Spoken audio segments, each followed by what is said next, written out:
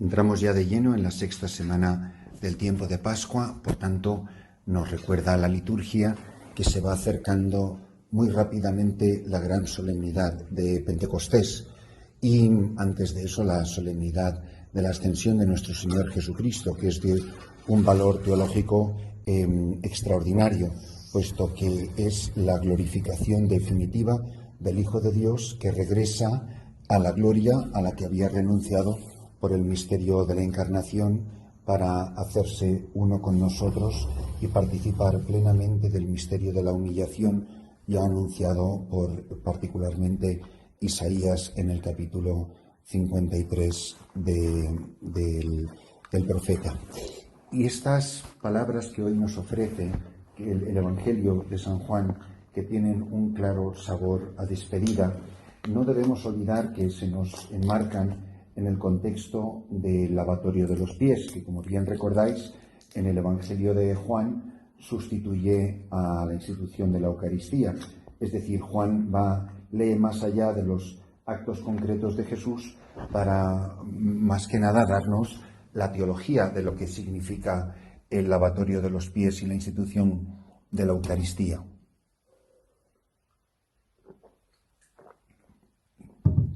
El pasaje del Evangelio, por tanto, es para nosotros una invitación concreta a saber descubrir en esta despedida de Jesús, triste sin duda por una parte para los apóstoles, pero él trata de confortarlos, puesto que les está diciendo que cuando venga el Paráclito, que él mismo nos va a enviar desde el Padre, es el Espíritu de la verdad, que procede del Padre y dará testimonio de él.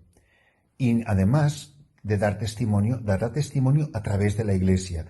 Dice, porque Él dará testimonio, pero también vosotros daréis testimonio, porque desde el principio está conmigo. Él quiere a toda costa evitar en los apóstoles el escándalo, la desilusión, otra vez la apostasía, como había ocurrido cuando la crucifixión, cuando comenzó de veras la pasión. Y anuncia sufrimientos extraordinarios para la primitiva comunidad y les está avisando de que estén preparados, que incluso van a ser declarados apóstatas, les excomulgarán de la sinagoga. En el fondo, la emoción guía las palabras de Jesús en esta conversación que tiene este sabor claro, como hemos dicho, a despedida.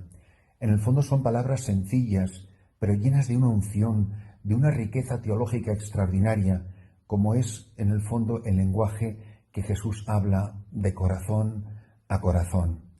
Es como el momento de las confidencias, donde les da los últimos consejos, las últimas recomendaciones. Es un encuentro muy largo.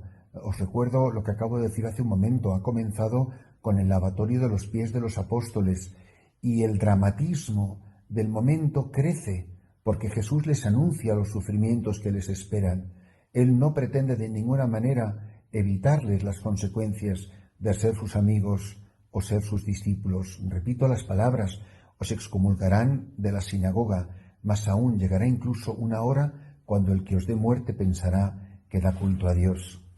Ser excomulgado de la sinagoga era algo muy grave, pues era como declararse a uno enemigo número uno de la comunidad y ser enemigo de Dios, ser marcado públicamente como proscrito, como apóstata.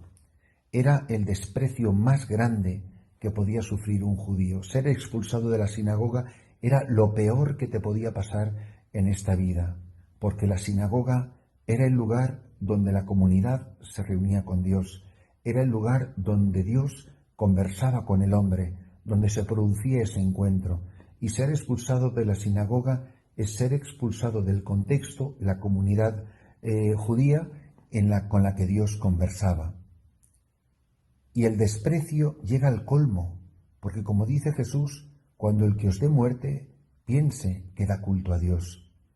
Los cristianos hemos nacido a los pies de la cruz, hemos nacido con la mirada clavada en el crucificado, y esto es precisamente lo que Jesús quiere, que los que somos sus discípulos, los que somos sus amigos, que los que somos sus seguidores, no olvidemos sus palabras. Si a mí me han perseguido, también a vosotros os van a perseguir. Seguro que muchas veces hemos experimentado burlas, nos hemos llevado desprecios, nos hemos llevado mofa, porque intentamos ser coherentes con nuestra fe, porque no cedemos a la tentación o al desprecio de los demás.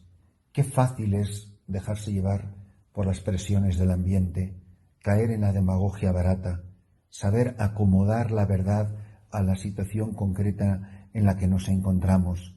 Qué fácil es ser un piadoso creyente cuando todos son piadosos creyentes a nuestro alrededor, pero qué fácil es silenciar nuestra identidad católica cuando el contexto así parece que lo exige. Y al haberlo experimentado, nos prepara de una manera más concreta para las burlas y desprecios y humillaciones y cruz y persecución que nos pueda venir. Pero es que también hay lugares en el mundo, muchísimos lugares en el mundo, donde públicamente está prohibido el culto al Dios vivo, la fe católica, el ser cristiano, donde los cristianos son continuamente perseguidos y asesinados porque se han reunido a lo mejor el día de Pascua para celebrar la Santa Misa, como ha sucedido últimamente en Sri Lanka, nada menos que en el día de Pascua. Ha sido algo aterrador, pero esto pasa en Yemen, en Arabia Saudita, pasa en Somalia, pasa en Nigeria, pasa en China, pasa en Vietnam, pasa en tantos lugares de la tierra. Dios mío, que en el siglo XXI haya gente que pueda estar encarcelada por el único delito de ser católico, es que es una cosa verdaderamente sobrecogedora y espeluznante. El mismo Papa Francisco ha recordado, lo sabéis muy bien, muchísimas veces, que en estos tiempos los cristianos son más perseguidos y martirizados que en la época del Imperio Romano. Es como si la cruz fuera la marca de fábrica de lo que es un verdadero cristiano. Y por lo tanto, que no nos asuste que nos vengan persecuciones por el camino que nos puedan marcar para el resto de nuestra vida. Recordemos, por supuesto, que cuando seamos perseguidos tenemos que pedir la fuerza del Espíritu Santo para resistir, para no caer, para no rendirnos, para no claudicar. Queridos hermanos, estas palabras tienen que resonar una y otra vez en nuestro corazón, porque son de una belleza, de una hondura, revelan la intimidad, lo más hondo del corazón de Jesús. Habla continuamente del Padre. Jesús es el hombre, el Hijo de Dios, sediento del rostro de su Padre, al que está deseando regresar. Pero por otra parte, nos quiere más de lo que las palabras jamás puedan llegar a expresar, y por tanto quiere animarnos, fortalecer nuestra fe, para que no experimentemos el vacío de su ausencia. Dice, porque cuando venga el Paráclito, que os enviaré desde el Padre, el Espíritu de la verdad que procede del Padre, Él dará testimonio de mí. Y también vosotros daréis testimonio, porque desde el principio estáis conmigo. Y dice después que no quiero que os escandalicéis, pero mirad, os los estoy avisando, yo no os voy a evitar que os excomulguen, os persigan, os calumnien y os maten, porque mirad, hay mucha gente que se cree que persiguiéndoos a vosotros me agrada a mí, agrada a Dios. Estas palabras las debería de leer todo musulmán. Lo debería de leer sobre todo musulmán fanático. Muchísimos millones y millones de musulmanes se creen que persiguiendo a cristianos se hacen agradables a Dios y que arriesgando su vida matando cristianos van a ser mártires. ¿Cómo un mártir puede morir matando? Los mártires de verdad y los únicos mártires son los mártires cristianos, los mártires católicos. Y solamente los mártires católicos son capaces de dar la vida muriendo y viviendo en la dimensión de la cruz. Pidamos en la celebración de esta Santa Misa que no nos escandalicemos, que no nos dé miedo que Jesús vuelva a la derecha del Padre. Desde ahí nos va a alcanzar el Espíritu, y el Espíritu nos va a llevar a la plenitud de la verdad, nos va a defender ante el enemigo, nos va a mostrar el camino siempre, no nos dejará equivocarnos, no nos va a dejar abandonados.